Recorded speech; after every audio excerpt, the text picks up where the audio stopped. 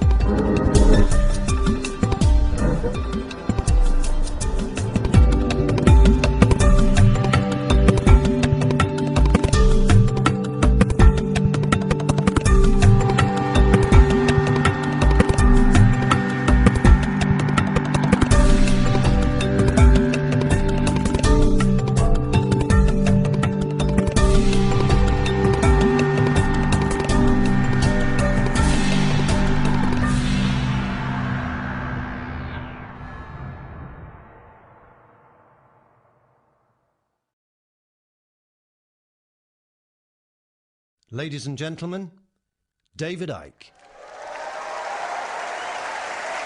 Thank you. Thank you very much. Thank you. Thank you. Thank you.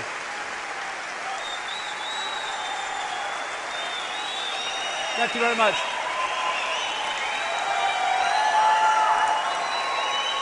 Thank you. Thank you. Thank you very much. Well, what an amazing day, what an amazing event. We've got people here from India, Finland, Sweden, Canada, America, and all over Britain, and all that stuff. Iceland, yeah. And I'd like to thank everyone for coming. I'd like to thank all the crew who've made this possible, to JP and Sean. Thank you. And to Dave Elliott and all the crew that have made this possible. And also to Bill. Bill has come all the way from America. He's an American professional TV cameraman, and he's come over here to work on this event just because he believes in what we're trying to do. So thanks for Bill for coming. Thank you. And also in the audience, somewhere out there, because it all looks black to me, is a lady called Yava. Are you there, Yave? There, she's over there. Yeva used to travel with me back in the days when I used to arrive at an event. I'd put the chairs out. Yave would sit to take the tickets from people. She wouldn't take many tickets, you know, sometimes 8 or 9. They'd sit in the seats. I'd talk for hours, and then they'd leave, and I'd put the chairs out, and me and Yave would go and have a little chef or something, saying, "What's it all about, Yave? What's the point, Yave?" Well, this is the point. Because if you keep going and keep passionately moving forward for what you believe in, the tide or the sea does tend to open. It's when you think, "Oh, no, big problem, feel sorry for myself, I'm out of here." And on that very subject, before I start, 37 years ago this month, I met a lady called Linda, who has been my rock ever since, right to this day. She's the one that organized this event. And I stand on the stage and do the words, but she makes it possible by working her socks off day after day, week after week. And I'd just like to take this opportunity to acknowledge the fantastic work that she's done and the contribution she's made to my life, never mind to the work that we're trying to do. So thank you to Linda.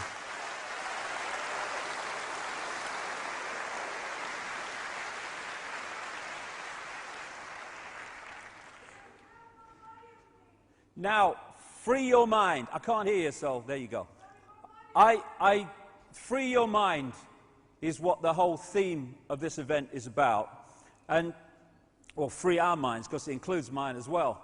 And free your mind doesn't mean believe what I say, or believe it because I say it, or take it as read. Free your mind just means opening the mind to all possibility, and then deciding what part of all possibility we choose to accept as reality. So what I'm not doing is standing up here today and saying, "I've got all the answers, here you go, here's another belief system." It's information, it's what I've compiled, it's conclusions I've come to over the last 20 years of full-time research in about 45 countries, but it's information. It's not there to be believed just because I say it. And I think I can sum it up really by what this man said. Wilhelm Reich, who was a philosopher and an inventor and what have you, and he said this: "Am I a spaceman? Do I belong to a new race on Earth bred by men from outer space in embraces with Earth women? I request my right and privilege to have such thoughts and ask such questions without being threatened to be jailed by any administrative agency of society. In the face of a rigid, doctrinaire, self-appointed, ready-to-kill hierarchy of scientific censorship, it appears foolish to publish such thoughts. Anyone malignant enough could do anything with them," and they did. Still, the right to be wrong has to be maintained. We should not fear to enter a forest because there are wildcats around in the trees. We should not yield our right to well-controlled speculation. It is certain questions entailed in such speculation which administrators of established knowledge fear.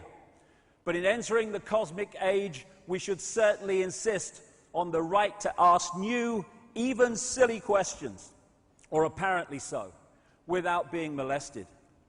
20 years ago, nearly, I decided I was going to take that right.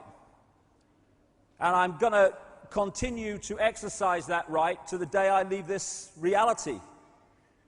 Because if we don't defend or express our right to go into these areas that are beyond the norm, then we put ourselves in the prisons, the mind prisons, and therefore the physical prisons that those norms impose upon us.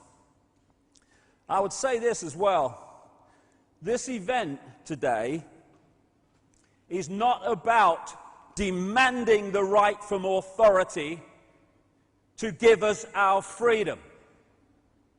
My freedom all freedom is our natural and eternal right, not the gift of some dark suit or uniform to decide if it's going to give it to us or not.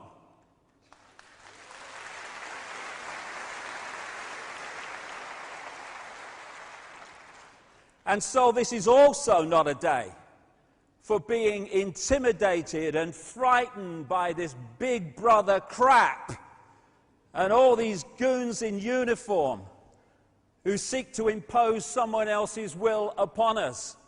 It's just about exposing the way they're seeking to enslave us so we can see the game and therefore not play it. In fact, my attitude to Big Brother can be summed up thus.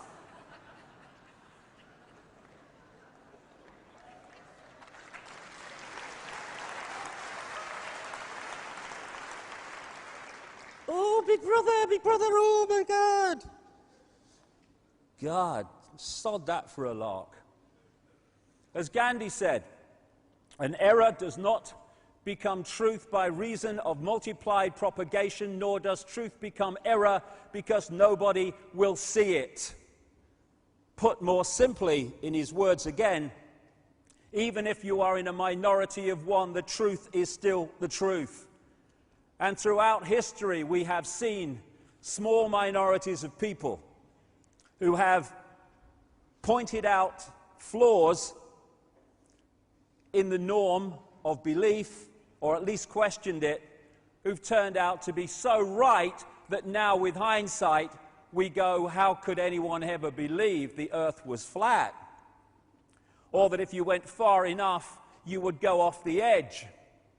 But people did, and it was the norm of the time. And we have norms now that are just as blatantly stupid, with not even the benefit of hindsight, the benefit of what we know now. This is today's flat earth. The fact that we live in the cutting edge of human evolution, the cutting edge of how far humanity has come, turning a planet of enormous beauty into a shithole ain't the cutting edge of human evolution. We're also being asked to believe, as Orwell said, war is peace, freedom is slavery, ignorance is strength. And we are at the cutting edge of human understanding. As Michael Elner said, just look at us. Everything is backwards. Everything is upside down. Doctors destroy health, lawyers destroy justice, universities destroy knowledge, governments destroy freedom, the major media destroys information, and religions destroy spirituality.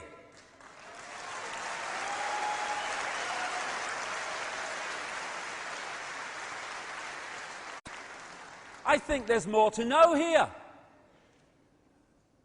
And it's all true.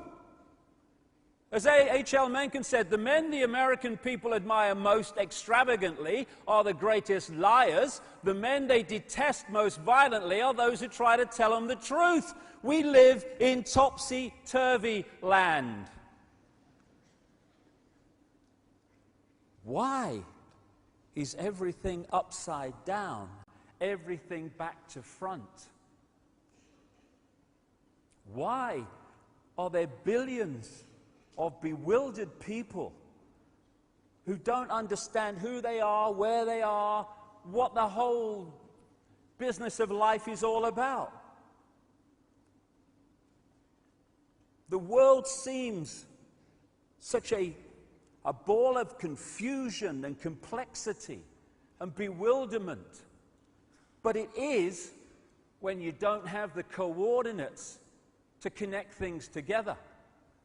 Because when you connect the dots, you start to see that apparent complexity as it's played out, an apparent bewilderment as it's played out, has a very seriously clear picture that emerges. Because as you connect the dots between different people, organizations, places, religions, history, suddenly the picture starts to form. Oh, so that's it. If you don't connect the dots, it's just a mass of what's all this about. When you connect the dots, you get the elephant in the living room.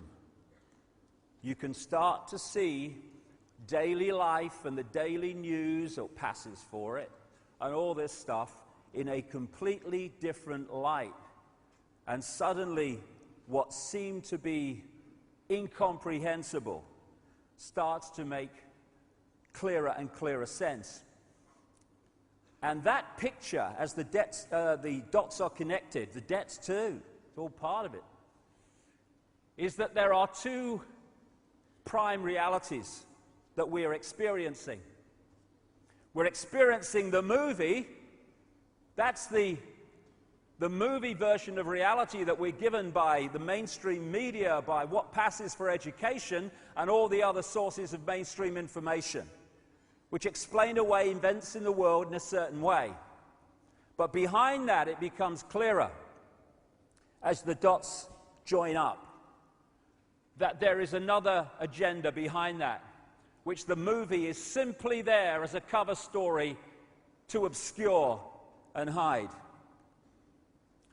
And the foundation of that cover story, or the foundation of that secret agenda, is to get billions of people on this planet to wear a mask and play out a false identity that they don't even know is false. You know, we can talk about banking scams and political scams and secret societies, and we should and we will later on as we go through this. But what those involved in the research of all this whole conspiracy stuff, I feel, need to appreciate is if that's as far as you go and no further, then you too are playing a kind of movie, because you are looking at how it's playing out instead of the real foundation from which this whole conspiracy is based. And that is manipulating people to believe they're something they are not and to forget what they really are.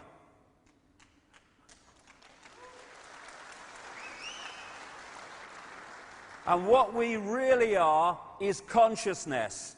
Infinite consciousness connected to all other consciousness, the seamless ocean of infinity. And we can move our point of observation around that consciousness and express and celebrate its uniqueness, but we are all of one infinite mind, one infinite consciousness. And the illusion of apartness is an experience of this reality, and its extensuation or accentuation by the manipulators is to get us to see ourselves and everything in terms of apartness instead of as a connected whole. This is symbolically, even more than symbolically, the situation that this whole conspiracy is designed to put us in a bubble of consciousness, which I call body consciousness, which is disconnected from its awareness of the full magnitude of what it is, to the point where it operates on a fraction of its true self and its infinite potential. So in that sense, you can get all that has been, is, and ever will be reading the frickin' sun and believing the date. That's how deeply disconnected we can get. For people watching this in other parts of the world, the Sun is a newspaper, and I use that word in its widest possible sense.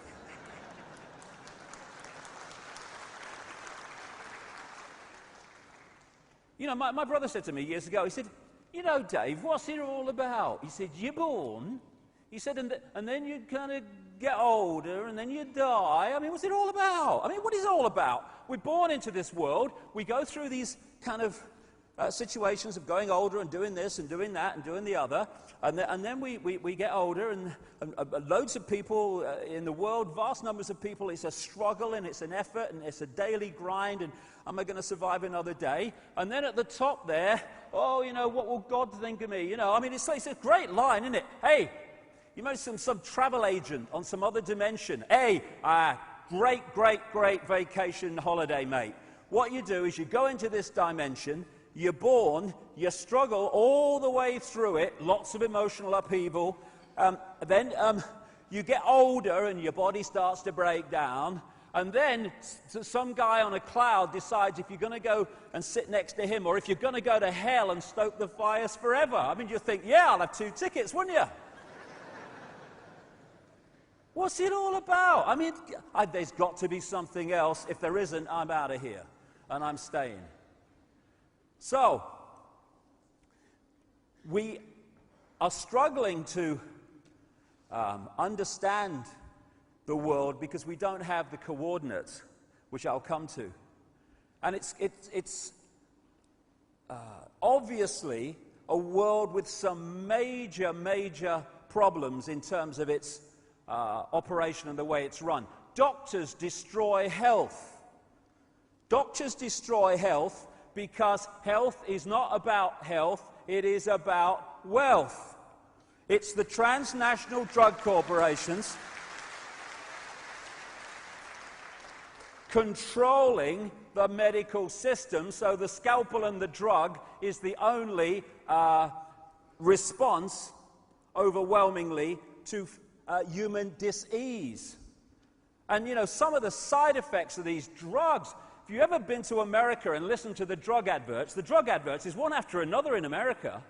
They pay for American television, these things. And because of the law there, they tell you what the drug does, or supposed to, and then they have to reel off all the side effects. But they're not side effects, you see. That's another little con. Oh, these are the side effects of this drug. No, they're the effects, mate. Not side effects, the frickin' effects.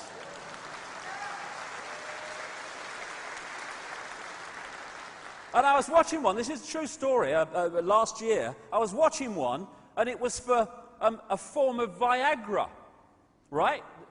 And it said, it told you what it was going to do, treat erectile dysfunction or bloody something. And then he starts reeling off breathlessly, trying to keep the money down, all these side effects. And this is not kidding you. He said at the end, and if you have an erection for more than 4 hours, consult your doctor immediately. Said it. And I'm sitting there watching the telly, and I'm thinking, what's he going to do?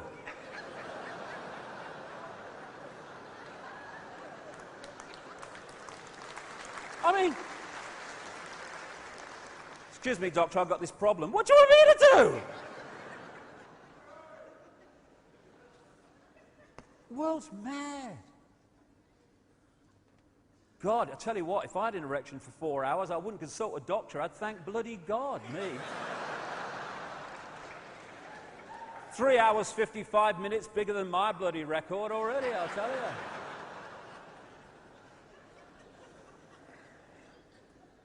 So Big Pharma runs the health industry, and it's not about health, and that's why doctors destroy knowledge. Doctors destroy health. Lawyers destroy justice. Of course they do, especially those that represent the state. And I love this one. When the state takes you to law, the people taking you to law have their legal bills paid by the people. The people who are being taken to law have to pay their own as well as the others. And then when someone wants to take the government on for something the government's done, the government defends itself with the money through the lawyers paid for by the people, and the person taking the government on has to pay their own as well as that. Universities destroy knowledge, of course. The one thing you don't want, if you want to create a centralized dictatorship, is a thinking, sharp-minded, open-minded, aware population that can see through your crap. So you sell them from cradle to grave the belief system you want. You just program their minds to see the world the way that suits your agenda. All over the world, we must have education. Yes, let's try it. Let's have some education instead of indoctrination of a belief system. Governments destroy freedom. Of course they do. I mean, governments are not there. Let's get this sorted out. Governments are not there to serve the people are there to serve the government and the forces that control the government. That's the relationship, and we need to understand that. You've got the dark suits who orchestrate, front up this political agenda for the Orwellian state, and they come from certain bloodlines, which I'll come to, and these people are such frontmen. You can have an idiot in power as President of the United States. It doesn't matter, because he ain't calling the shots. He's just signing the legislation into law. So much so that when he's doing press conferences, he's got this wire in his bloody ear telling him what to bloody say if he gets in trouble, which is most of the time. And this world is at the cutting edge of evolution. Mr. President, okay, that's good. Okay, now what we're going to do, Mr. President, we're going to have the big finish, the big Churchillian finish. Okay, go. Our enemies are innovative and resourceful, and so are we.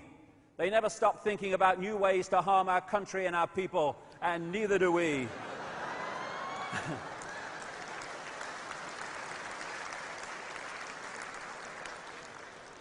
Did you get that? Did you get that, Mr. President? True quote.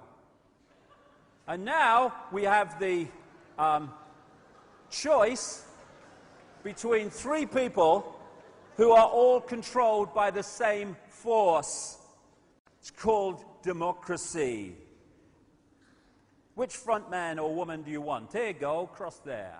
And these are the people who are fronting up the destruction of our freedom of expression. Then the media.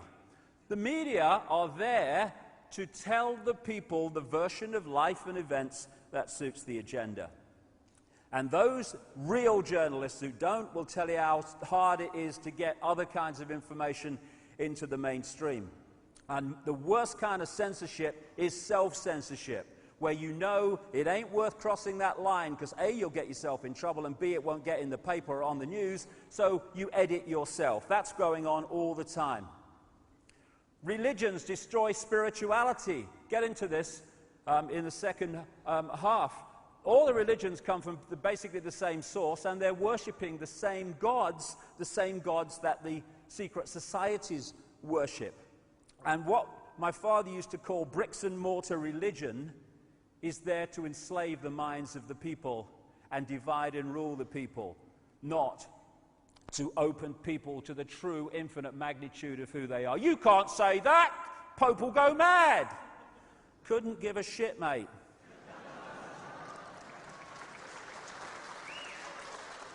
It's a mad, mad, mad, mad, mad, mad world which is sold to us as sanity and rational.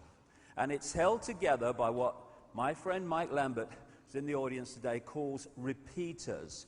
People just repeat facts because they've heard them from someone else, and then it becomes conventional wisdom, conventional knowledge, and everyone believes it. As Oscar Wilde said, most people are other people. Their thoughts are someone else's opinions, their lives are mimicry, their passions are quotation. And Mark Twain, I love this one, in religion and politics, people's beliefs and convictions are in almost every case gotten at second hand, without examination from authorities who have not themselves examined the questions at issue, but have taken them at second hand from other non-examiners whose opinions about them were not worth a brass farthing. There you have where the conventional knowledge, wisdom, this is how it is, mate, comes from. It's a war on the human mind and human perception So we see the world and ourselves in ways that allow this conspiracy to go on. And also, society is structured to keep us busy, moving. Oh, mortgage. Oh, my God, rent. Oh, my God, job. Oh, my God, what's happening? Oh, it's a credit crunch. Oh, my God, food prices. So no one goes, so that's what's going on, because you're too busy trying to survive. That's the idea. And it starts with the kids now, younger and younger. Oh, you've got to pass this exam. You've got to pass this exam. Oh, my God, what will happen? Oh, you've got to get good grades. Oh, my... Hey, have some bloody fun. Have a bloody laugh, mate. We should have happy lessons. What makes you happy? Okay, we're going to do that today. What makes you fulfilled? What makes you feel good about yourself? We're going to do that today. No, algebra. Algebra. What the bloody hell's all that about?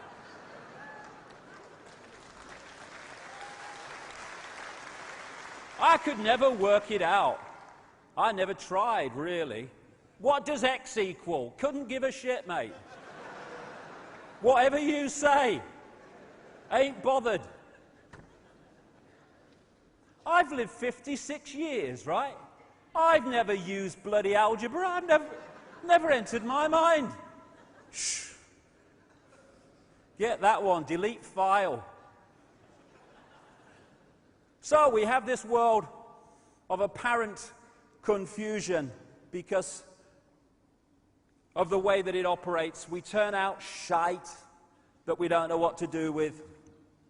We reach a level where we can create amazing technology, and we use that technology to pepper bomb cities full of civilians. And you know, we've at the cutting edge of evolution. We can kill more people in one goal than ever before. Hey! Isn't it great to be human? And this is what we do in the name of freedom. We think it's okay for children to sign their names on bombs which end up on children just like them in the Lebanon. But we don't want to talk about that. Hey, here's a game show. Watch this. Shut up. Hey, honey, quick. She's going for the car. Quicker the bloody better, I say. People around the world get bigger while people die because they've not got enough to eat. Massive amounts of food available, thrown away, while others, I've seen this live once, it's unbelievable. People living off rubbish tips to survive. But we don't want to talk about this.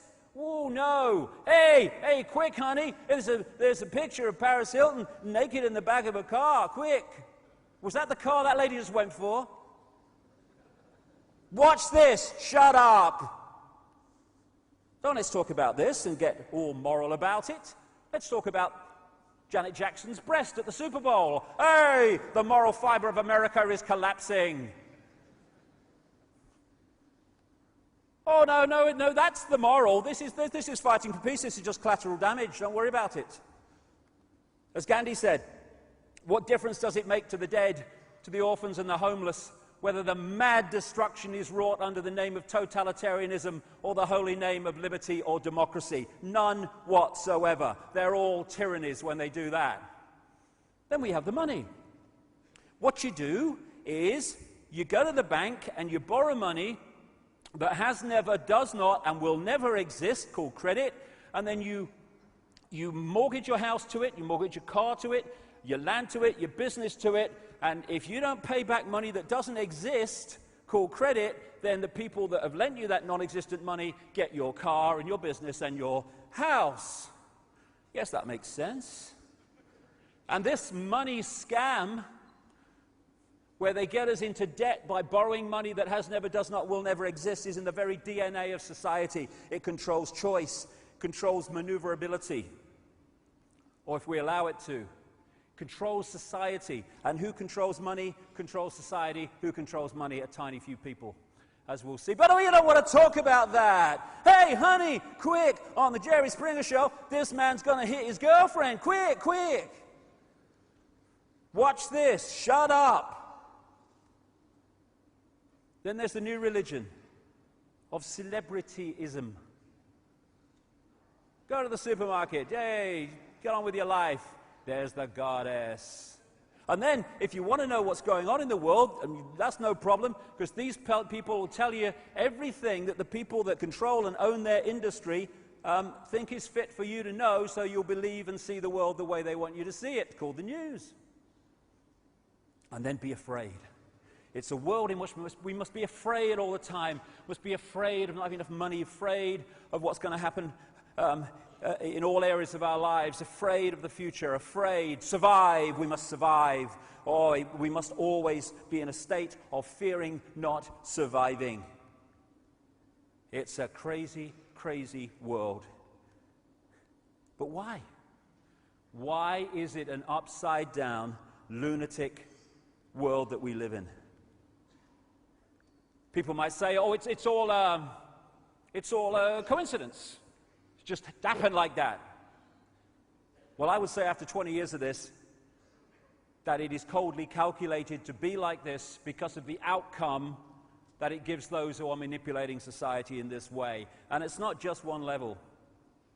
There are multi-levels to this conspiracy. Yes, there's dark suits sitting around a table and orchestrating this to an extent, but they're still the gophers playing it out. It goes much, much deeper, and we'll go there as we go along today.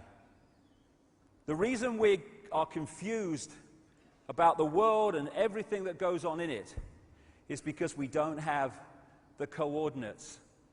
We don't have the coordinates from which to see how things fit together.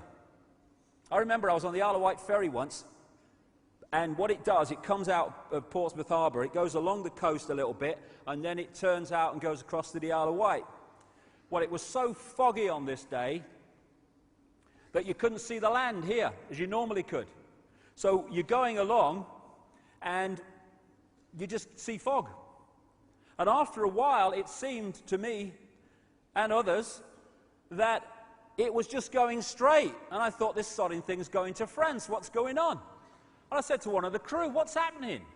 This is not going the right way, is it? And the next thing you know, the Isle of Wight pier appeared in front of us. It had actually gone absolutely the right way. But because I didn't have the coordinate in which to make sense of that, I was completely lost in the direction I was going. That was so symbolic of the way it works. So I'm going to go through a lot of coordinates today. Because when the coordinates are put into place, then what happens becomes, or what is happening becomes totally blatant as the dots connect. It's a duck. You're a journalist, aren't you? Yes. How did I guess? Coordinate number one. Who are we? How few people kind of seem to ask that question, in my experience anyway. I live in the real world, mate. I've got to get on with my job and my life. Yeah, but who are we? What are we doing? Oh, I'm bothered. We're going to get on with my life. But without this knowledge, this key coordinate, how the hell can we understand what's happening and our part in it? Coordinate number one, we are consciousness. We are not the body we think we are. And the idea is to put us in these eggshells of consciousness, and it's a doddle if we don't hold on to an understanding or have an understanding of who we really are and the magnitude of it.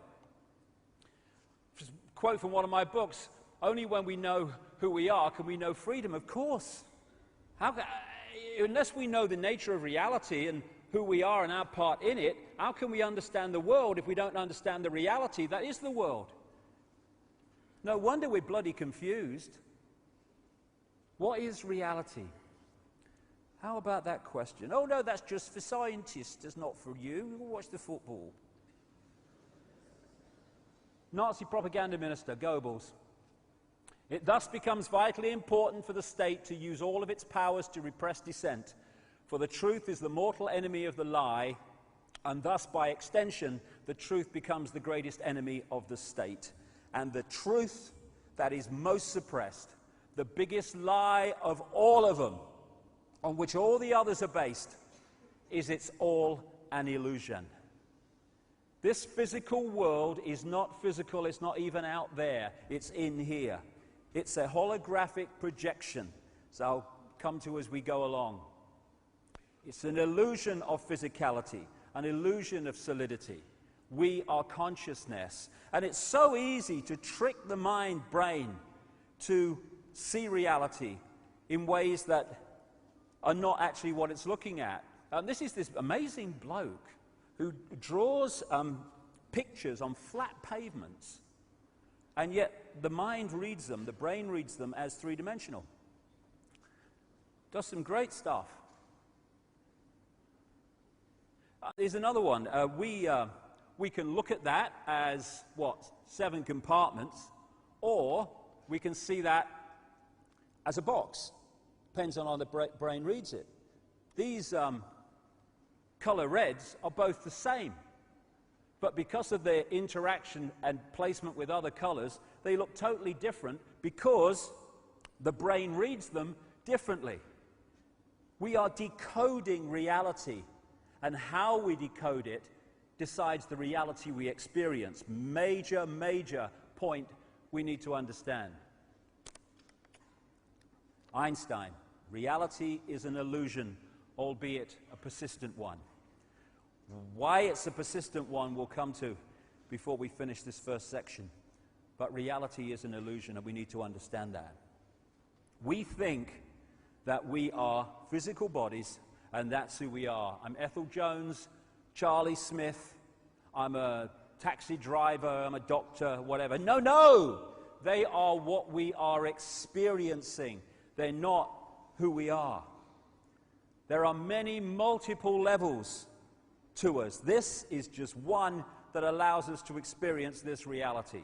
If I want to pick that up, my consciousness could not pick that up because it's vibrating too quickly. It's not in sync in the frequency range of that, so I couldn't do it.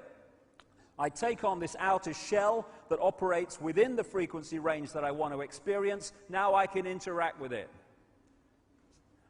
Simple as that. We are consciousness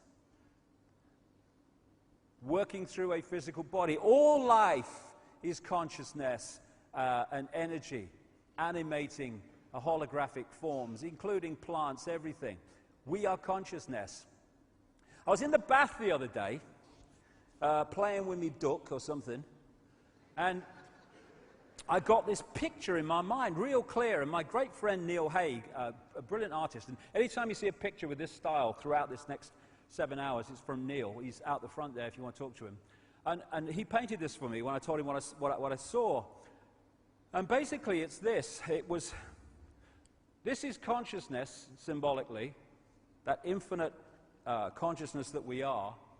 And I saw an eye appear in the consciousness there, and out of it came this telescope. And it was looking into this world that we're experiencing. And as the telescope appeared, so it morphed into a human body. And that's what the body is. It's a telescope that allows consciousness to experience this reality of apparent division, and have the experience of that. But we've got trapped in the belief that that is the totality of who we are.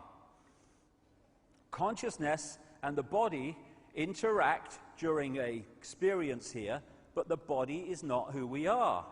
It's interesting, this energy field we call the aura, whatever, you have energy coming down through the top of the head and out and going the other way, and it's like an electrical burst of energy going through the body, which throws out this electromagnetic field that we call the aura. And interestingly, when you do the same with electric wire, you put a current through the wire, it throws out an electromagnetic field. And in the same way that this happens to us, so it happens to the earth, because everything is a reflection of everything else and works in basically the same way. And this combination of the genetics of the body and the electromagnetic field I call body consciousness. And we have a choice of connecting that body consciousness level of our experience to the great infinite all that is, in which case we will have access to a massively expanded level of awareness and perception and be able to see through what we can't see when we're stuck in the body reality. Or, and that's what this is basically, this eggshell I talk about, it is the body consciousness, the auric field working directly through the body. And if we get isolated in that, then our level of reality perception and what we can perceive and expand our mind to understand is massively suppressed. And this is the situation that we face in this world. People who are infinite consciousness operating at the level of body consciousness. And that's exactly where the manipulators want us. Because if we are not connecting out there and getting our insight, inspiration, intuitive knowing from out there, then where do we look to get a fix on who we are and what's happening in the world? We look that way, through the ears and the eyes. And who's controlling that information? Those that control the media, education, etc. Gotcha.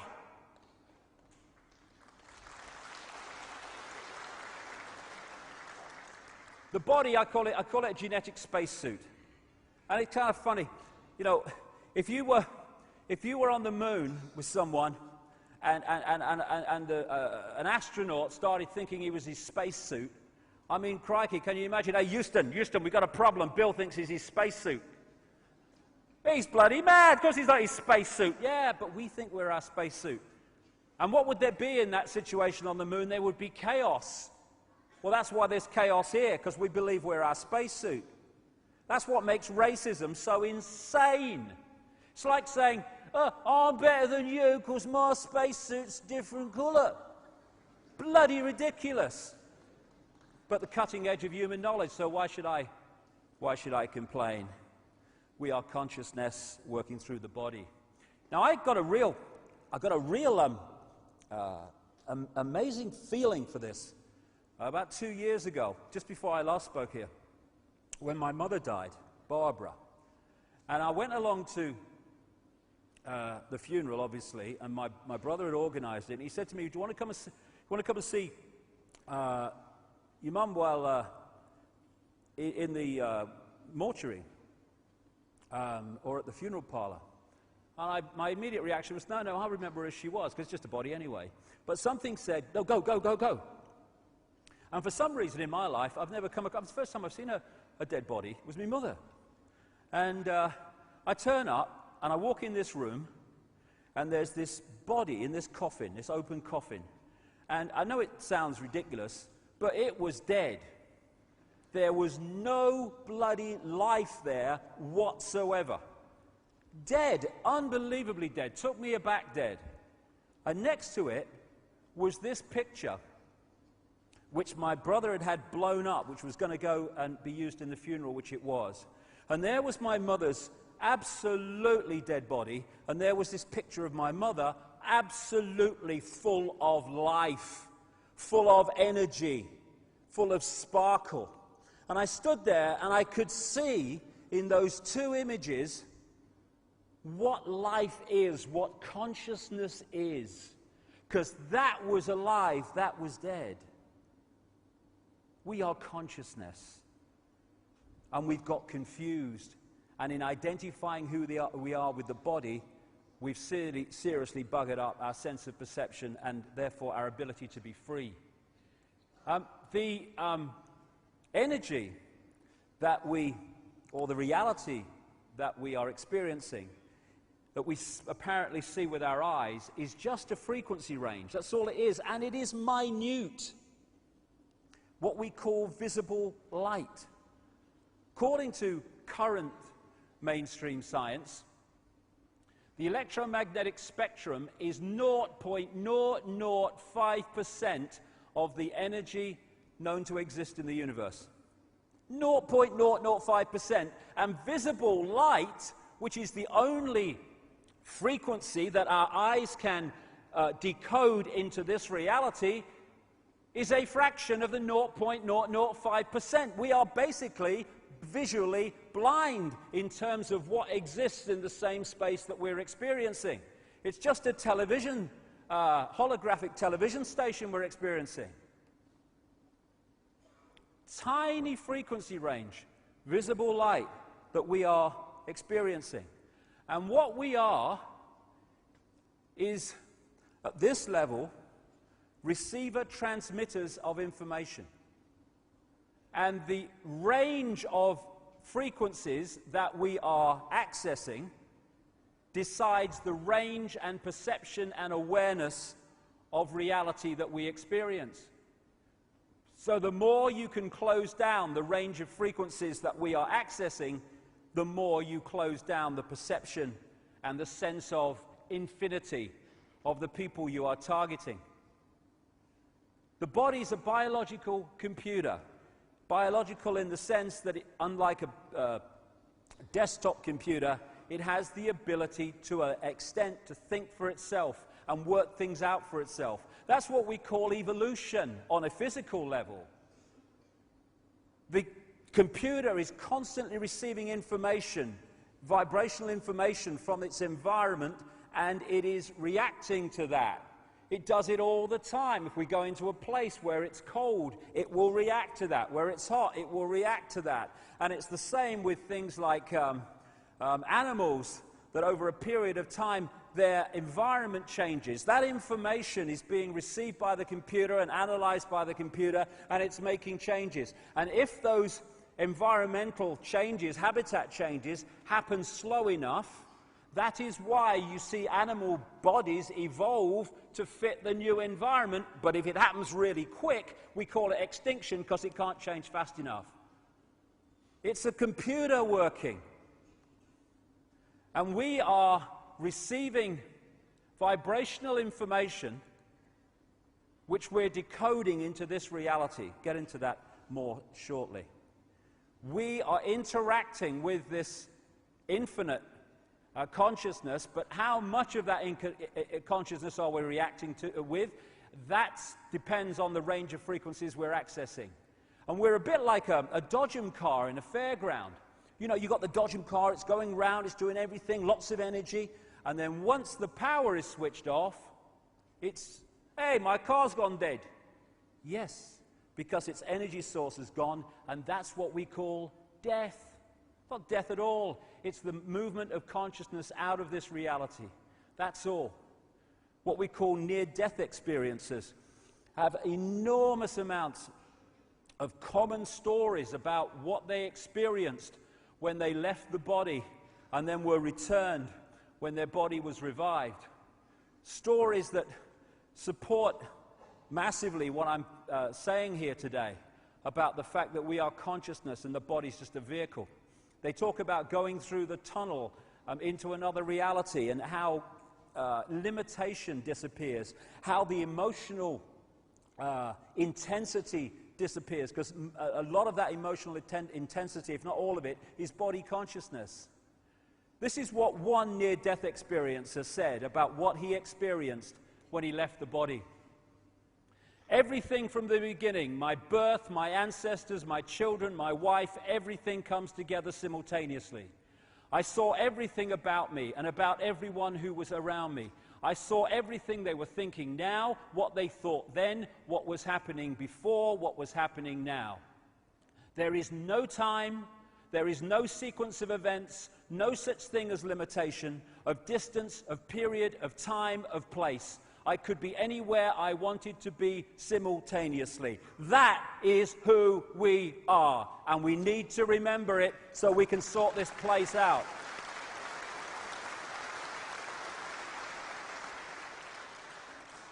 What do you mean there's no time? That's stupid. Oh, right. So, manufactured time is on my wrist. If I cross a certain invisible point in the world, I enter yesterday or tomorrow. Ridiculous. It's a decoding illusion, time and sequence. As William Blake said, to see a world in a grain of sand and heaven in a wild flower, hold infinity in the palm of your hand and eternity in an hour. Everything is everything else happening at the same time. It's a decoding process. If you are watching a film, movie on a DVD on the telly, where you are in the movie, you think is the present. The scenes in the movie you've just left or watched is your past, and the scenes you've not seen yet are your future.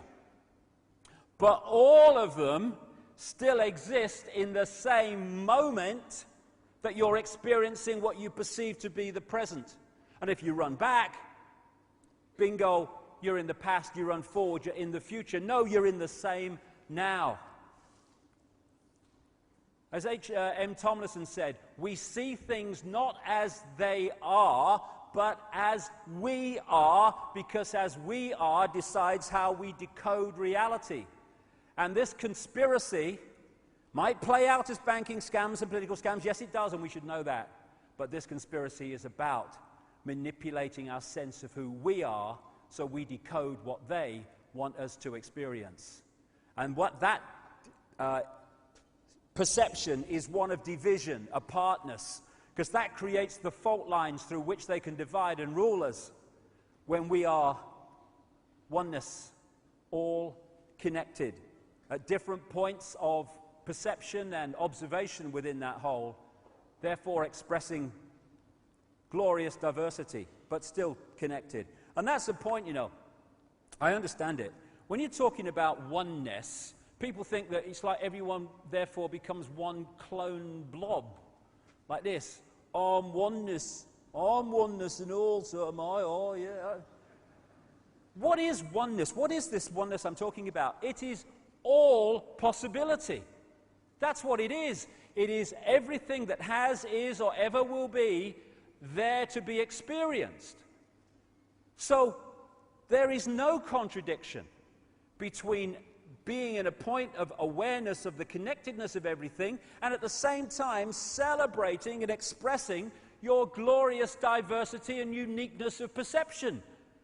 Indeed, the uniqueness of our expressing of our lives is honoring, if you like, the oneness that is all, because it's all possibility. What you get, ironically, when you disconnect from that into that, is you get a situation where you do get people who are, you know, I'm not oneness, neither am I, I'm not oneness. You do get uniformity, because people start operating on the same tiny range of frequencies, and therefore they start acting and seeing the world the same.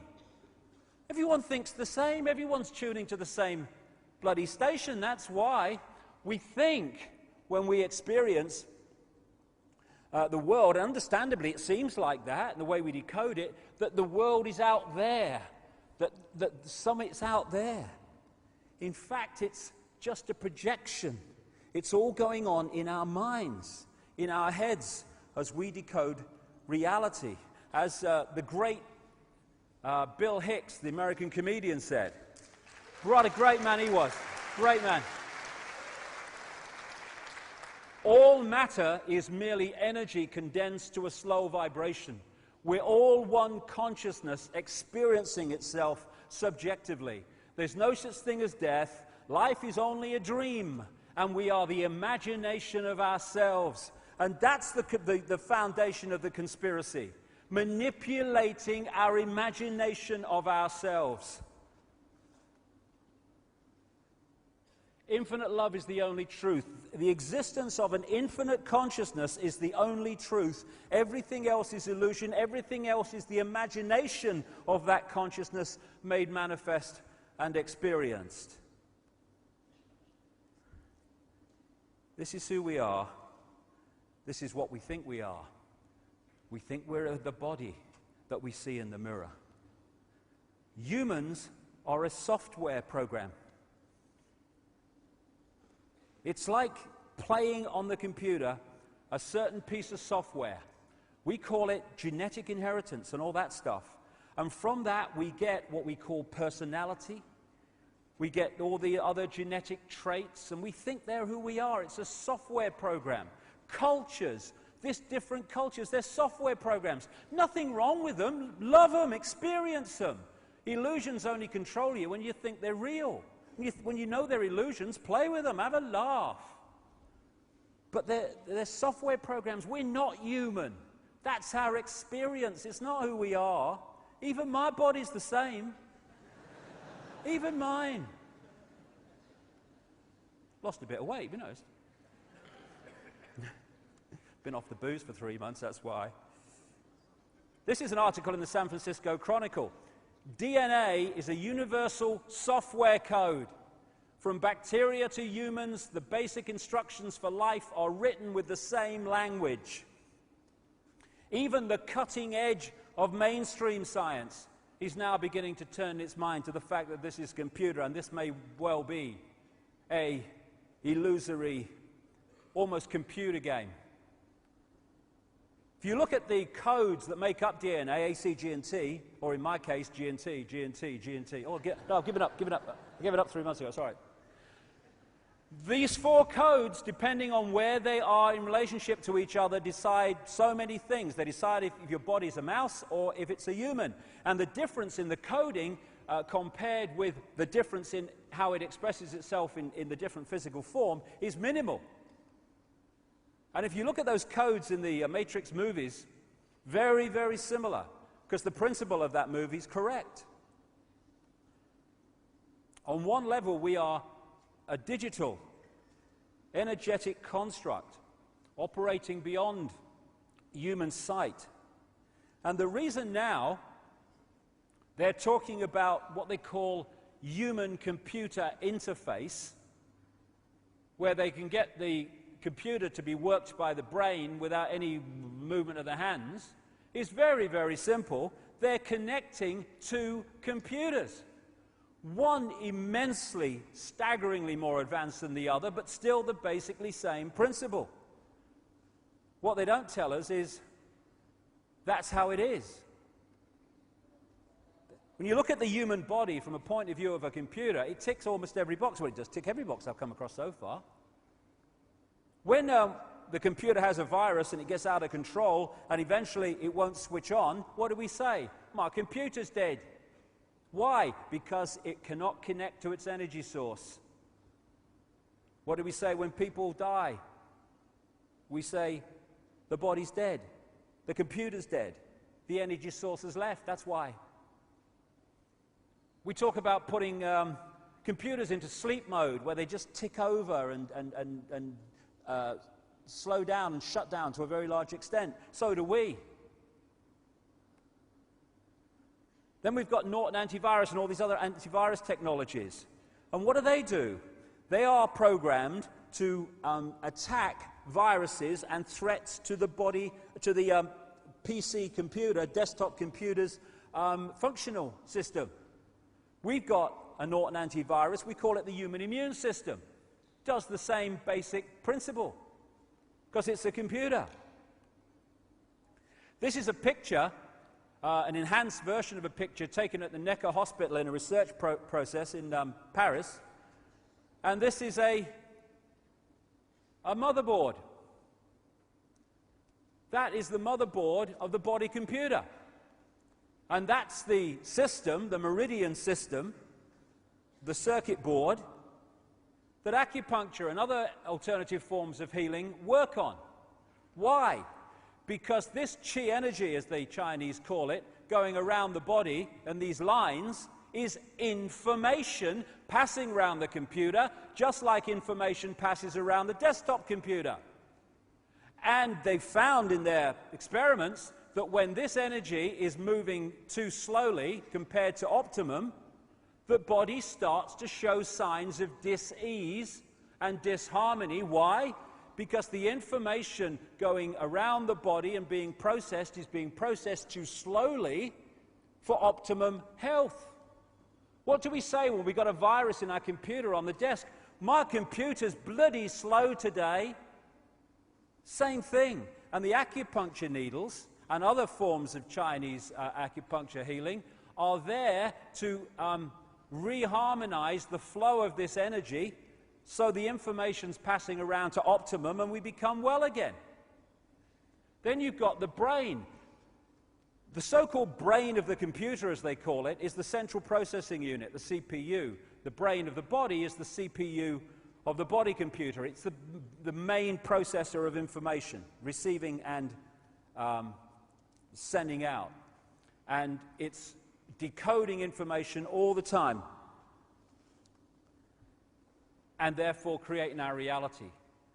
The DNA and the genetic structure is like the hard drive.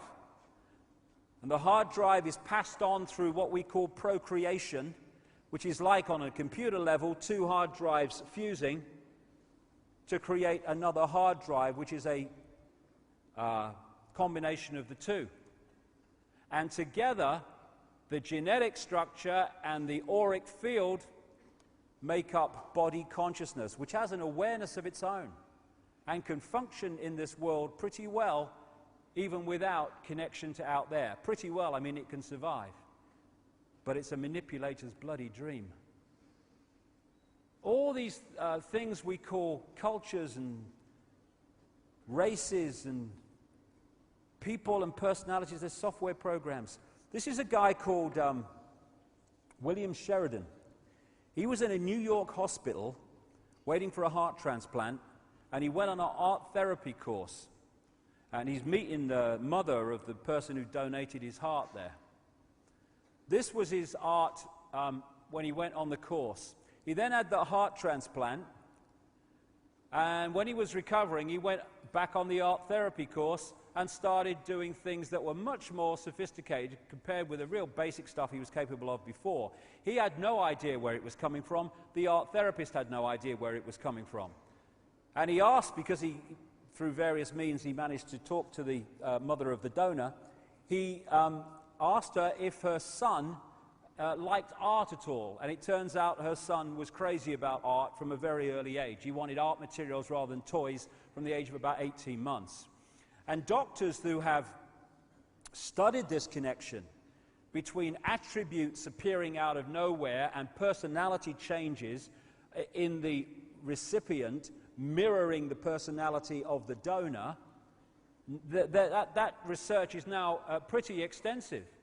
People like the lady who had lungs transplanted, who was frightened of heights, and then started climbing mountains. She didn't know for a long time when she was doing this, but the lungs came from an avid mountain climber. And it's kind of, oh, this is strange. How can this be strange? How can this happen? It's because it's a computer download. The recipient organs and the energy field that goes with it are downloaded into the recipient's computer and then become available to affect the personality and to affect the abilities and attributes of the receiver. My great friend Credo Mutwa in Africa, the Zulu shaman, he told me when I called him, I talked to him about this some years ago, and he said, oh yes, he said, in Africa when they used to eat people, he said it was a golden law that the people who they were eating had to be boiled to a certain temperature and for a certain time, because the legend was that if you ate them without that being done, then you became them. You took on their personality. Now, one of the great ways that we identify with being this is I'm a man or I'm a woman. And nothing wrong with that, it's an experience. They're very different experiences. Great, fabulous, it's an illusion, enjoy it. But we get caught in the illusion that they're who we are. Suddenly we are in a place where we can get manipulated and diverted. Now, how can who we are be a man and a woman when the nature of that can be changed by chemical change? This is not, but it's a chicken indicating the story I'm going to tell. Freaky the chicken. You might have heard that story a few years ago. Freaky the chicken started out life as a hen, laying eggs, all that stuff. And then suddenly, because something happened in the chicken's body to create massive amounts of testosterone, it grew a comb, it started crowing at dawn and chasing the hens. Why? Because it had moved from being a woman, female, to a male purely by a chemical change. Because it's the computer changing, not us. I got this from BBC News recently. Scientists have been able to take control of flies' brains to make females behave just like males. Researchers genetically modified the insect so that a group of brain cells that control sexual behavior could be switched on by a pulse of light. The team was able to get female fruit flies to produce a courtship song, behavior usually only seen in males. Why? Because it's a computer program, it's software. Sometimes I get up early in the morning, in the winter, before dawn, and I sit there in the office working on the website and stuff, and then the sun starts to come up and the bird song starts. And I'm thinking, you know, is there like a conductor with a stick waiting for dawn? I'm going, cue! No! They just start singing, just like Freaky started crowing at dawn when the testosterone came in. Because it's a body-computer program, a software program. Then we talk about personalities and emotions. It's no accident, I would suggest, that so many, enormous numbers of near-death experiences tell the same story, that when they've left the body in that period, they don't feel emotion like they feel it here. They're not cold, but they don't feel that intensity of emotion that we feel. Why? Because that's a body consciousness. Software program. This is why psychiatrists and people, they say, some of them, they can break down human personalities into about 12 archetypes and combinations of them. You can't do that with infinite possibility, but you can do it with computer programs. We had that lady in Britain a few years ago who had been in institutions, in and out of them, with real manic, deep depression for 40 years. And her personality, people say, oh, she's a manic depressive. That's who she is. That's her. 40 years later, someone said, what happened about the time this started? Can you think? Did you do anything? And she said, the only thing I can think of is that I had something like 19 tooth fillings, mercury. It was pointed out that maybe that could be a connection. She had all the mercury teeth fillings taken out, went on a mercury detox. After 40 years, manic depression, gone. Because it was a computer level of operation that was manifesting it due to a chemical imbalance. We're not even our emotions most of the time. We are consciousness, and we've forgotten, and therefore these computer programs, these software programs, take us over, and we think we're them. And so instead of driving the bus, we're sitting at the back thinking we can't drive it. The brain is two halves of the brain. There's the right brain and there's the left brain, and they have very, very different roles to play, especially in personality. And between them is this bridge called the corpus callosum, which bridges the information, again, information between the two. Now, this is another picture that Neil Haig did for me recently. Symbolically looking at what the right brain and the left brain do. The right brain is out there. It's creativity. It's inspiration. It's the maverick. It's the connection to all that is. It's the greater awareness. And the left brain is about structure. It sees things in parts, not as wholes. It wants things to be structured. It's about language, and it's about organization in a physical way. It's about being what we call, though often that's not what it is, rational thinking. And both sides of the brain are necessary. If you get a right brain person, we've all met them, they're fantastically creative, but they're out on another cloud. There's nothing going on down here. But you get a really imprisoned left brain person, they can't see the connections with anything. They're here. Boom, boom. I'll tell you a story. Sound like Max Bygraves. I'll tell you a story. Not many people reacted there. Who's Max Bygraves? Shows me bloody age. Yeah, he's just a bit older than me. Anyway, what happened was I was asked to speak at the Oxford University, right? Now, there are whole brain people at Oxford University. I'm not knocking it, but because of the nature of it, there's a hell of a lot of real left brain people at Oxford University. And I had this bizarre situation. When I do something like this to open-minded people, I just give it, there you go, there it is, make of it what you will. But when you're talking to a real left brain audience, even at the elite Oxford University, where they've passed all these exams to get there, he's clever, I'm sitting in a hotel room before I'm going to do it, and I'm thinking, how do I put this in baby steps so they'll get it? Why? Because the left brain is what I was talking to there, and it doesn't get this wider picture. I'll come more to that in a second. Now, I want to give you an idea of this left brain thing. If you go to my website, davidicke.com, and you go into the What is Reality Research Archive, you can see this 20-minute clip of this lady. It was sent to me a few weeks ago, and it was like a eureka moment because of what she experienced. This is a lady called Jill Bolte Taylor, who's a neuroanatomist, brain scientist for short, and she had a stroke which shut down her left brain, and instead of conking out, she spent hours experiencing what was happening while it was going on. And she talked about the fact that she got up, she was having this stroke, she didn't realize it immediately, and she got onto the exercise machine. This is how she describes what happened.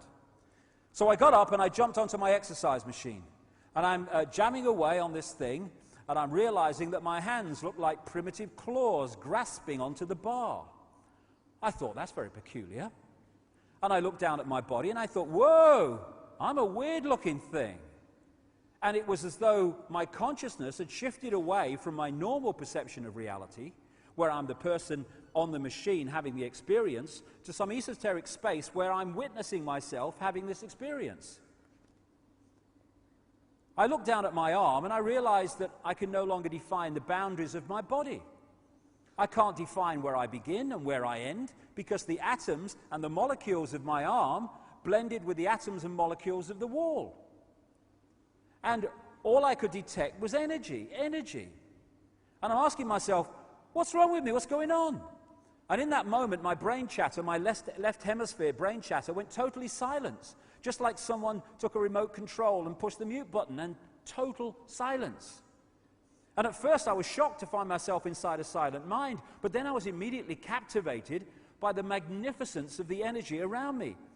And because I could no longer identify the boundaries of my body, I felt enormous and expansive. I felt at one with all the energy that was, and it was beautiful there. Then all of a sudden, my left hemisphere comes back online and says to me, hey, we've got a problem, we've got to get some help. So it's like, okay, I've got a problem. But then I immediately drifted back out into the consciousness, and I affectionately referred to this space as La La Land. But it was beautiful there. Imagine what it would be like to be totally disconnected from your brain chatter that connects you to the external world. So I'm here in this space, and any stress related to my job, it was gone. Again, stress, body consciousness. And I felt lighter in my body. And I imagine all of the relationships in the external world and the many stresses related to any of those, they were gone. I felt a sense of peacefulness. And imagine what it would be like to lose 37 years of emotional baggage. I felt euphoria. Euphoria was beautiful. And then my left hemisphere comes back online and it says, hey, you've got to pay attention, you've got to get help. And I'm thinking, I've got to get help, I've got to focus. So I've got to get help, I've got to call work. I couldn't remember the number at work, so I remembered in my office I had a business card with my number on it. So I go to my business room, I pull out a 3-inch stack of business cards. And I'm looking at the card on top, and even though I could see clearly in my mind's eye what my business card looked like, I couldn't tell if this was my card or not, because all I could see was pixels.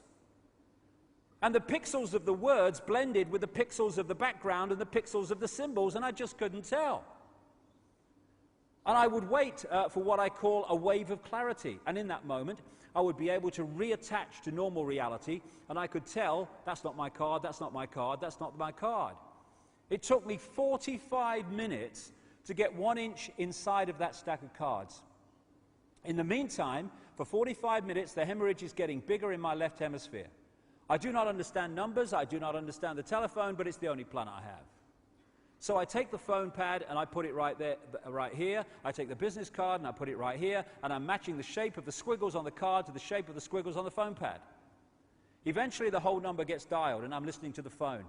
And my colleague picks up the phone, and he says to me, "Whoa, whoa, whoa, whoa, whoa." And I think to myself, oh my gosh, he sounds like a golden retriever. And so I say to him, clearing my mind, I say to him, "This is Jill, I need help." And what comes out of my voice is, "Whoa, whoa, whoa, whoa, whoa." And I'm thinking, oh my gosh, I sound like a golden retriever. So I didn't know that I couldn't speak or understand language until I tried. What's happening is the left brain, because of what's happening to it, has stopped decoding vibrational information into human language and vibrational information into this reality. Therefore, it sees pixels, which is the next level of reality to this one. When I awoke later that afternoon, I was shocked to discover that I was still alive. When I felt my spirit surrender, I said goodbye to my life, and my mind was now suspended between two very opposite planes of reality. Because I could not identify the position of my body in space, I felt enormous and expansive, like a genie just liberated from a bottle. What a wonderful expression of what it is. And my spirit soared free like a great whale gliding through the sea of silent euphoria, nirvana. I found nirvana. I remember thinking there's no way I could ever be able to squeeze the enormousness of myself back inside this tiny little body. But I realized, but I'm still alive, and I found nirvana. And if I found nirvana and I'm still alive, then everyone who is alive can find nirvana. And I picture a world filled with beautiful, peaceful, compassionate, loving people who knew that they could come to this space at any time, and that they could purposely choose to step to the right of their left hemispheres and find this peace. And then I realized what a tremendous gift this experience could be, and what an insight this could be in how to live our lives. And it motivated my recovery. So who are we? We are the life force of the universe, with manual dexterity and two cognitive minds. And we have the power to choose moment by moment who and how we want to be in this world, right here and now. I can step into the consciousness of my right hemisphere where I am the life force power of the universe and the life force power of the 50 trillion beautiful molecular genuses that make up my form. At one with all that is, or I can choose to step into the consciousness of my left hemisphere, where I become a single individual, a solid, separate from the flow, separate from you. I am Jill Bolte-Taylor, intellectual neuroanatomist. These are the we inside of me. Which would you choose? Which do you choose, and when? I believe that the more time we spend choosing to run the deeper inner peace circuitry in our right hemispheres, the more peace we will project into the world, and the more peaceful our planet will be. And I thought that was an idea worth sharing. Quite bloody right.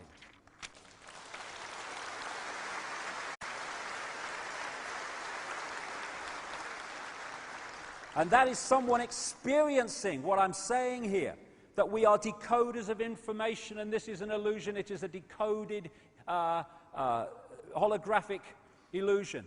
And this bridge, the corpus callosum, is a target for those that manipulate us big time.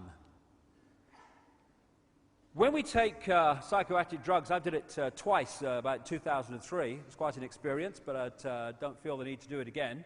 What is happening is it's affecting the way our brain, mind, bodies decode reality. And it is opening up a wider range of frequencies. And that's why we experience extraordinary things. How can this be? This is not real. No, it's not real here, but it is real. And other times, you access frequencies that are so far out there, the left brain can't work it out. I call it bugger me time, you know. Bugger this, I can't work this out.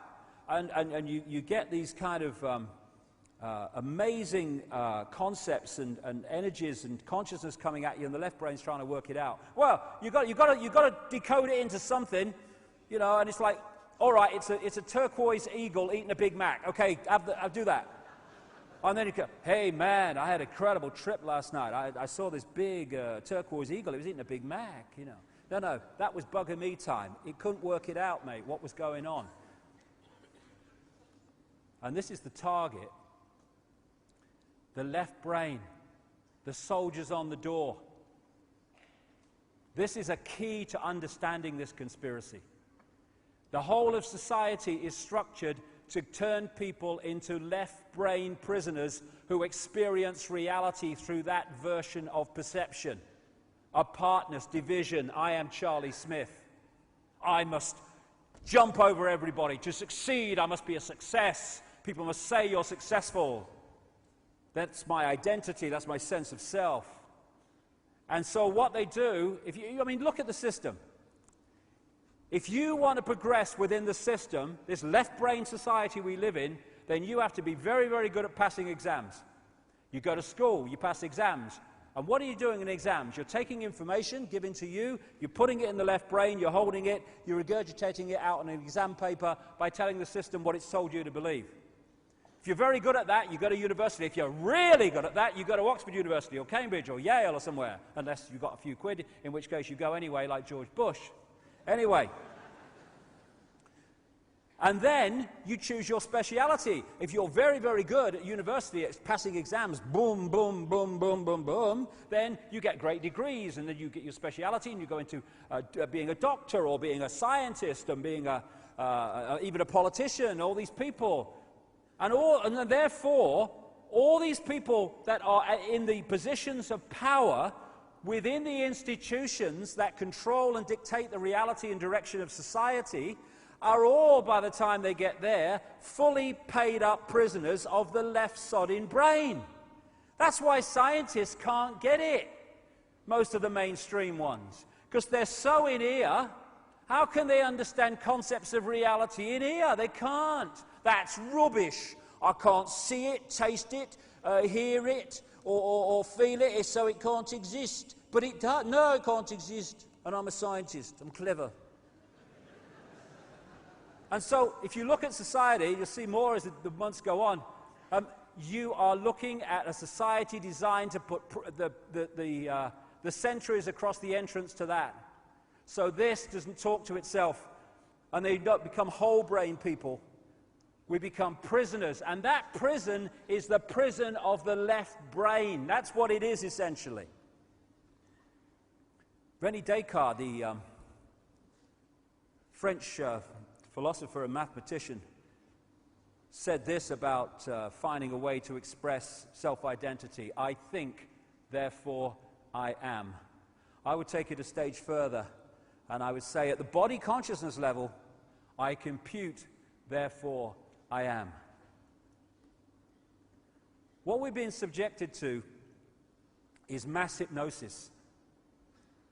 Mass hypnosis, just like the stage hypnotist and the stooges on the stage, where the hypnotist puts into the stooge a programmed version of reality, a belief in reality. And then what happens is that belief edits reality to fit the belief. So suddenly they see an elephant in the audience. There's no elephant in the audience, but there is in their reality. They taste a potato and eat a potato and taste an apple, because although the electrical signal of the taste of the potato has gone to the brain, the imposed belief, the program, recodes that signal into the taste of an apple. The person is tasting an apple while eating a potato, because this is what MSG does in food. They call it a flavor enhancer. What is it? It tricks the brain to decode more taste than is actually in the food. That's what it is. And we're dealing with a mass version of hypnosis on the people of this world. Paul McKenna, he's a hypnotist and works with the mind of people, television shows and stuff like that. I watched, maybe I saw this, it used to be on the internet, I don't know if you can see it now, but it was from the Top Gear program on BBC. And if you haven't seen it, what happened was this guy, Richard Hammond, he was put under hypnosis by McKenna, and the first part of it was they were out filming at a racetrack. And of course, once you're put into a trance, a programmed reality, you lose the memory of being put into the programmed reality. That's how it works. Nothing's happened to you in your mind. So Hammond's just about to get in a car to drive McKenna around the track, and McKenna just went like that with his fingers, and Hammond went, boom, gone. And McKenna said to him, when I bring you back to a waking state or worse to that effect, you're not going to be able to know anything about how to drive a car. He's come back, he has no idea that's happened. Sits in the car, got the key in his hand, doesn't know what to do with it. Completely lost. Doesn't know the first thing about driving a car. So they come back to the studio live here, and they have a laugh about it and everything, and Hammond thinks it's all over. But, you know, McKenna's sitting there and everything. And then McKenna does the same thing in the studio. Hammond, And he tells him that this car, this toy car, is actually his real Porsche 911 Turbo or something, some flash bloody car. And he goes over and he gets into it, thinking this is his real car. That's what's going on in his mind as he decodes reality. And then Jeremy Clarkson drives this one into the side of this one. He reacts as if he's just pranged his real car. Why? Because reality is being decoded in his mind. And to him it's real. And that's what's happening to us all the time. We're asleep. We're in a trance. And that's why it's so appropriate when people say, I'm waking up now. I can see it. As Voltaire said, so long as the people do not care to exercise their freedom, those who wish to tyrannize will do so. For tyrants are active and ardent and will devote themselves in the name of any number of gods, religious or otherwise, to put shackles upon sleeping men. And of course, first, you must have sleeping men and women, and that's what the whole deal has been about. You are getting sleepy, sleepy, sleepy, sleepy. Good evening. Now tonight's news. These people are hypnotists. Don't realize it.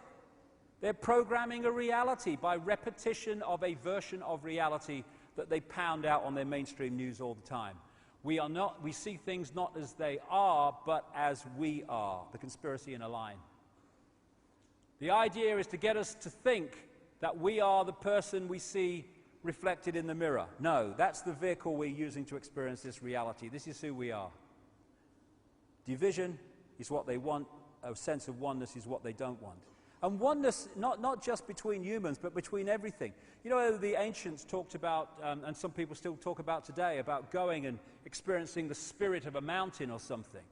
And of course, the left-brain scientists, you can't experience the spirit of a mountain, it's a pile of rock. Because that's what the left brain sees it. And yet, a mountain is just energy consciousness, and that's a holographic version of it that we see on the physical level. So you can interact with that, just as you can interact with plants. This is Virginia, Credo Mutwa's wife, and she's got a herbal garden, and she talks to her plants. And she puts little coins next to them in thanks when she's taken bits off them to use in herbal remedies and stuff. And of course, the left brain is to go, what's the plant going to do with the money? Is it going to buy beer? It's stupid, you know. No, it's energy. It's a representation of energy. Oh yeah, I get that. Oh, stupid. We are consciousness, we are energy, we are all one consciousness. So, where are we? Where are we? We are in our own minds, basically. We are in our own heads, symbolically. We are decoding reality in our own minds. It's not out there, it's in here. We are taking frequency fields and vibrational fields, and we are, through the brain, turning them into a holographic reality that does not exist out there. Holograms appear to exist in space, but they don't. Holograms you buy in the shops. This hologram doesn't have space either. We are decoding it into a holographic television station within the frequency of visible light. We talk about seeing is believing, but it ain't. Believing is seeing, because what we believe affects what we decode and therefore what we see. There's that great line in the Matrix movie where the Neo character is saying to the Morpheus character, what is real? And Morpheus says words to the effect of, what is real? If you're talking about what we can see, touch, taste, hear, etc., then real is just electrical signals interpreted by your mind. That's absolutely what we're doing, because the five senses decode vibrational frequencies and then send those signals to the brain, and it's the brain that decodes them into the reality we think we're experiencing. So hypnotists can manipulate reality in their various forms. The visual cortex areas of the brain do it in relationship to the eyes. What we think is out there actually exists, symbolically anyway, in our head.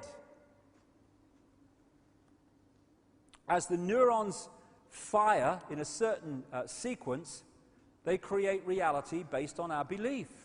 Now, if we've got open minds, we can be decoding vast, vast realities and be multidimensional in our perception and awareness. We can be in this world physically, but not of this world in terms of our point of perception. Therefore, we're going to see the world in a completely different way to those stuck in left brain consciousness. Or we can get caught in the eggshells, in which case we are decoding a very small band of frequencies, which makes us think we live in a world of limitation. We exist as an energy construct. These are the vortex points, the colors here. We call them chakras, wheels of light in the Sanskrit language. The vortex points in the body. When this goes through the decoding process, it becomes the holographic image we see as a human being. But it only exists, we only exist in this form when we've been through that decoding process. In this book, The Holographic Universe, great book where he pulls together, Michael Talbot, the scientific information supporting the idea that this is all a great hologram. He tells a story in here, which is so brilliant. That's why I do tell it quite often, because it's so symbolic of what I'm talking about. He attended a party which his father had, and he had a state hypnotist along to do party tricks for the guests. There came a point where the hypnotist is dealing with this guy called Tom, and he said to him, he's doing through the tricks, and then he said to him, when I bring you back to a waking state, you're not going to be able to see your daughter in the room. At which point the hypnotist led the daughter to stand right in front of the father who's looking in her belly. He brings him out of to a waking state, or apparently so, and he says, Tom, can you see your daughter? Tom's looking around. No, I can't see her. She's giggling. He can't hear her. The hypnotist went behind the daughter, put his hand in the small of her back and said, I'm holding something, Tom. What am I holding? He looked bemused because it was so obvious to him. He said, you're holding a watch. He says, there's an inscription on the watch, Tom. Can you read it? He peered forward, read the inscription. His daughter standing between him and the watch. Now, from a left brain perspective, Professor Richard Dawkins at Oxford University or something, that's impossible. You're one of these charlatans. But of course, from a left brain perspective, it's not possible. But when you realize the nature of reality, it is possible. Why? Because his daughter is an energetic construct on that level. And unless her father decodes her energetic field into a holographic representation he sees as his daughter, she ain't going to exist in his reality. Everything else in the room is, because he's doing that to everything else. But the hypnotist has implanted into the brain the belief that the daughter is not in the room. So just like in China, where they firewall off the internet, his brain gets firewalled off from decoding that field. So she doesn't come into holographic reality. She doesn't occupy what we call space. He's going to be able to see what's behind her, because in his reality, she ain't there on that frequency range we call the physical world. We think the world is physical. Let's come to that physical. Oh, it's so solid. Oh, yeah, walk into a wall, bang, it's solid. Don't tell me it ain't solid. But it can't be. It can't be, because it's made of atoms, scientists tell us. And atoms have no solidity. How can an atom that has no solidity make up this solid world? It can't. And it doesn't, because the world isn't solid. This is why when scientists have this bewildered conundrum between non-physical atoms making up a physical world, how can it be? Well, I can help them out. There is no physical world to make up. The atoms are part of the decoding process of turning vibrational fields and vibrational information into holographic form in our heads or in our minds. We make holograms, of course, in studios like this one. And for those who haven't come across it, what happens is you've got an object that you want to do a holographic photograph of. You have a laser beam. Part of it is diverted across the object you want to photograph. Part of the beam is taken away and hits this photographic film, where it meets the other part of the beam carrying the vibrational information of the image. It's like two waves in water coming and colliding. When you have, they call it an interference pattern in holographic terms. When you throw two pebbles in a pond, where the waves they make collide is a vibrational representation of those two stones, their weight, their size, and where they dropped in relationship to each other. And that's the same principle as holographic film.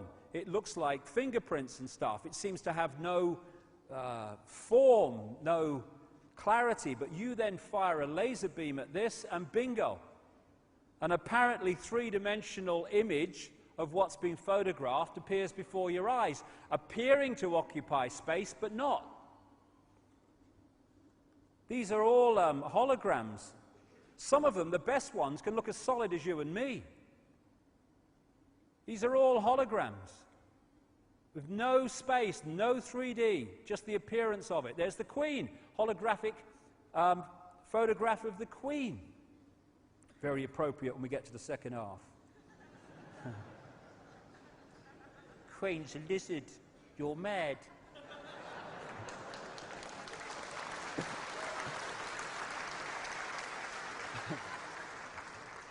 These are not very good holograms, but you see how they could appear three-dimensional. Planets. You know, we can have three-dimensional things now on computer games.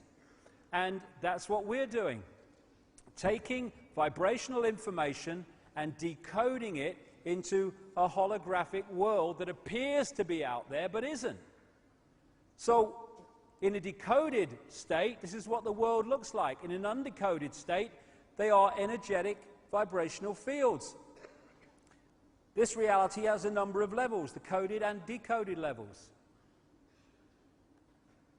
So we're living in a virtual reality game, basically, of great sophistication. And when we know that, we can enjoy it. When we don't know that, we can become enslaved by it, and we have been.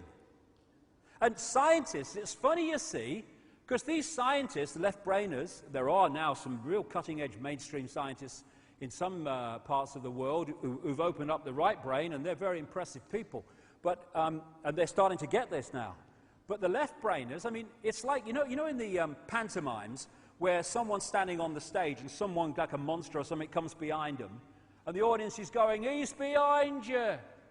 And they turn round, and the other person turns round with them, and they go, "There's nobody there! He's behind." It's like that with science, because they're trying to work out these realities, but of course, as they're trying to work it out, their brain is decoding it into a holographic, apparently solid world. But they can't get at it, because everything they touch, everything they look at, boom, it's hologram, boom, it's hologram, it's solid, it's real. So this is why scientists have to open their consciousness if they're going to get to the deep levels that we're talking about today. The other great characteristic of a hologram is that every part of the hologram contains a smaller version of the whole. Extraordinary characteristic. So if you cut a holographic print, those wavy frequency fields, the interference pattern, into 4, and you fire a laser at the 4 pieces, you don't get a quarter-size part of the whole picture, you get a quarter-size version of the whole picture. Everything is a smaller version of the whole. And that is why this works, and what it's based on, if people started to realize it. Things like reflexology and acupuncture and these other alternative forms of healing, they can find parts of the body, this is reflexology, acupuncture is the same, that reflect in different parts of the body, the bigger parts of the body, so they can treat the heart from a point on the foot or the hand. Different parts of the ear, you can treat different parts of the body from a point on the ear. Of course you can. It has to be like that because the body is a hologram, and so the ear is a smaller version of the whole in the way it works.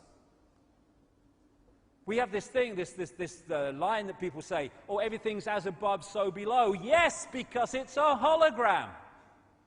So, this is why the human energy field is mirrored by the Earth's energy field, because it's a hologram. And every part of the whole, at all the different levels, is a smaller version of the whole. What we're living in is a holographic internet, as I call it. If you look at what we call the internet, which we use on our computers, the only place the internet exists in the form that we perceive the internet, websites and graphics and colors and texts, is on the computer screen. It's the only place it exists in that form. Everywhere else, it's electrical circuits, mathematics, on-off electrical signals, all the rest of it. Same with television. The only place that television exists as we perceive it is on the screen. Everywhere else, it's frequency fields, mathematics, and electrical systems. And it's the same with us. Jean Fourier, a Frenchman, he developed something called the Fourier transform, which allowed pictures to be turned into frequency fields, broadcast, and then decoded into pictures. That's basically what our brain is doing on a vastly more sophisticated level. So what is the matrix, this holographic internet we live in, or think we live in? We are part of its projection. It is energetic information. That's what it is.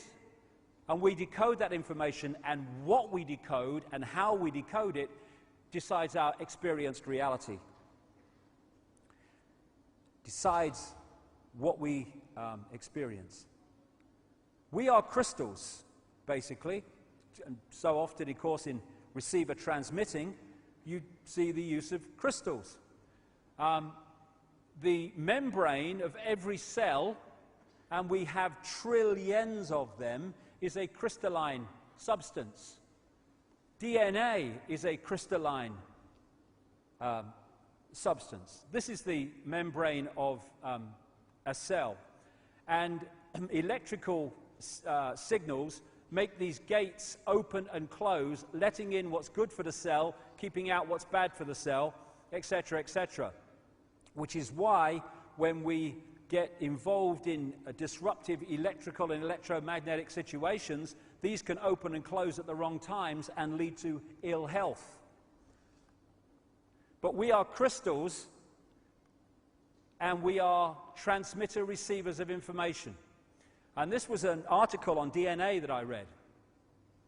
From the characteristic form of this giant molecule, a wound double helix, the DNA represents an ideal electromagnetic antennae. Yes, of course it does. On one hand, it is elongated and thus a blade which can take up very well electrical pulses. On the other hand, seen from above, it has the form of a ring and thus is a very magnetical antennae. Don Juan, I think his name was, the shaman source of the Carlos Castaneda books, is quoted as saying this: "We are perceivers, we are awareness, we are not objects, we have no solidity, we are boundless, we, or rather our reason, forget this, and thus we entrap the totality of ourselves in a vicious circle from which we rarely emerge in our lifetime." And we don't do that because we're not meant to. Society is structured to keep us there. And these influences, programming information, sense of belief, the poisons we get in food and drink, religions that mess with our minds and close down our awareness, education and all this other stuff, medical drugs, are affecting the decoding of this information, what we decode, how we decode it, and what range we decode. And at the level of the real manipulators, that's coldly, calculatedly done to put us in a vibrational prison we call a world. Bewildered world, going through it. What the hell is it all about? I don't understand. This is symbolic of the world we live in. For a body, computers. And we tap into this World Wide Web, you might call the cosmic internet, the holographic internet. And it's not, this is symbolic, the wires between them, because it ain't like that. It's like this. This Brixton Academy has wireless internet. It's here, everywhere, around us. We can't see it. It's not affecting our perception at all. But if I tune this computer to that Wi-Fi wireless internet, on that screen will suddenly appear that internet, that reality.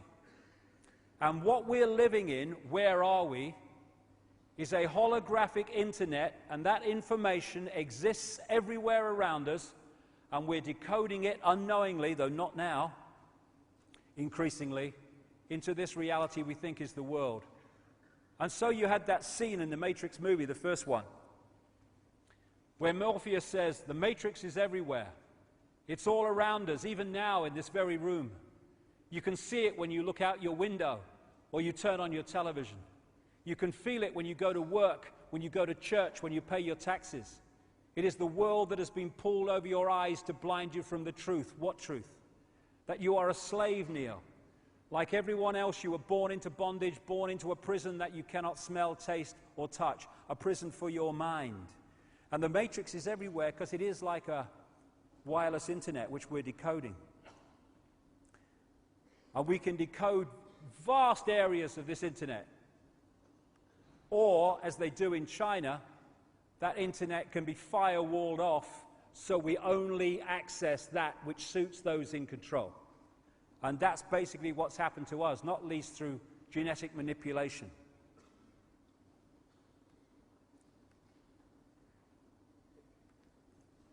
So what is reality? It's the frequency range that we are decoding, and it's how we are decoding it. So when you've got miracles, there are no miracles.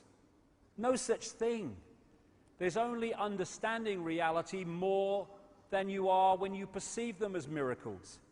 How can it be that you can walk through fire in a certain state of consciousness and not get burned, and you can walk through fire in another state of consciousness and be in the ambulance in 10 minutes? It's simply your connection, your interaction with reality is different. If you believe, and it's programmed into the software, that if you put your hand in fire it will burn, it will burn. But if you can go to another level of consciousness that's beyond that, then you can walk through fire and not get burned, as many people do. That's not a miracle. It's just decoding reality in a different way. And we have the potential to decode a sodden paradise, which is why this has been kept from us. In the Matrix movie, there is no spoon. It is not the spoon that bends, it is only yourself, exactly. I saw this. Where there is love, there is pain. Bollocks. Bollocks. Only if you believe there is. We are looking at a world of people imprisoned by their own perception of reality. There they are. There they could be. As William Blake said, if the doors of perception were cleansed, everything would appear to man and woman as it is, infinite. I think, therefore I am, said Descartes. I compute, therefore I am, on a body consciousness level.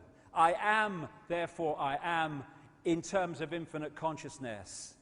That's who we are. What's your name? Everything you can ever think of. And just go through this before. I've kept a time well, purely by bloody accident, mine. On one level, as I said earlier, this is a mathematical construct. This is one reason why things like numerology and numerological sequences are found all the time in secret society lore and stuff. And if you look at the codes of DNA, they've got a very digital mathematical feel about them. Same with DNA when you look at it. We are digital on one level. The Earth grid, as above, so below. The Earth is an energetic construct in the same way that we are, and it has a structure of energy lines called ley lines, meridian lines, whatever. And these are very geometrical in the way that they are laid out. Again, mathematics, geometry. And algebra, I like it, yeah. The Earth grid equals x, y squared. And xy squared, where'd that come from? I don't know. Anyway, so here's the grid, and the lines are geometrical. And what a lot of people have now, who've researched ancient structures and temples and standing stones and what have you, they found that they are amazingly, stands back in amazement, in geometrical relationship to each other all over the world. How did they do that? Miraculous? No. If you have that ancient knowledge, and I'll come to that in the second half, or the second section, you know where these vortexes are. If you put a temple or a construction on that vortex, it is going to be in relationship geometrically to these other ones because you're putting it on a geometrically formed grid. And just like we have the chakra system of vortexes, so does the Earth. And like I say, things like Stonehenge and these great constructions of the ancient world were invariably put on these vortex points, which is where the geometrical relationship comes from. Also, because of this ancient knowledge I'll talk about when we've had a break, you find that these great ancient constructions and temples and amazing creations are using classic geometrical and mathematical codes like pi and golden mean, extraordinary. Also, what comes up a lot is the Fibonacci sequence of numbers, which was attributed in terms of discovery, although it seems it was known long before, to this guy, Leonardo Pisano Fibonacci. I'm not sure, I think he was Italian, I'm not sure. And the Fibonacci sequence is you add the two numbers together to get the next one. And this sequence you find throughout nature and throughout the formation and the relationships of parts of the human body and the human face. You find this Fibonacci sequence because that's the mathematical construct level of reality manifesting itself. The same with how flowers grow and how flowers are formed.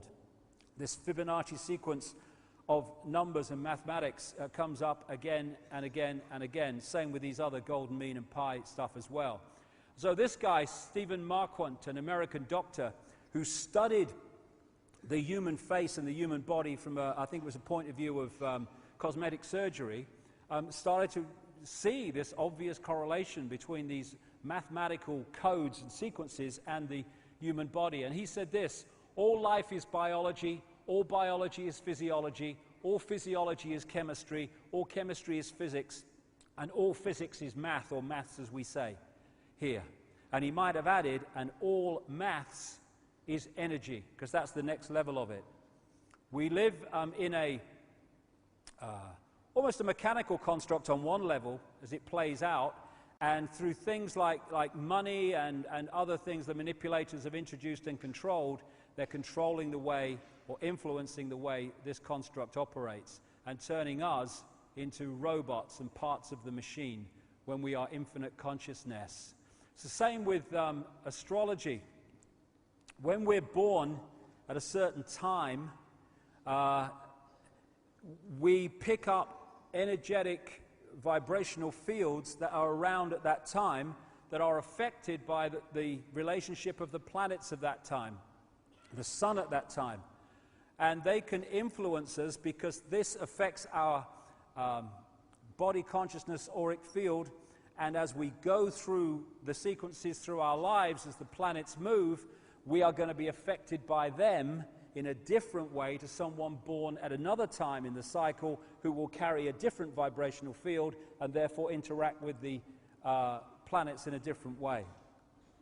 And these forces, these same forces, are what hold planets in the positions they're in. And when those forces change or move, so do the planets. So, as we finish this first section, what is reality? Whatever we believe it is, and more than that, given what we're going to talk about in the second section, whatever we are told to believe it is. This is the foundation of the conspiracy. And I've started with this because from that, as we move through the day, the way society is structured and the way that the whole system that we experience every day works starts to make dramatically more sense once we realize what we're dealing with, and also have the knowledge that those in the shadows, not the bushes and people like that, the ones with the real power, they understand all this, and they've structured society with that knowledge to control us through this knowledge. So it's not, the world is not controlled by men in dark suits sitting around a table. It's massively influenced by them because they're playing out this conspiracy. They're not the origins of it. This is where a lot of conspiracy researchers go so far and stop. They think this is it. It's the Bilderberg Group. It's the Council on Foreign Relations. It's the Freemasons. No. This is one level of it being played out. Behind that are the shadow people, the human shadow people, who operate behind the scenes, who control those people who are apparently in power and appear on the news and sign the legislation, but the real power's here. And they, in turn, are controlled by the other dimensional shadow people, which I'll get to big time in the second section. So, this is it.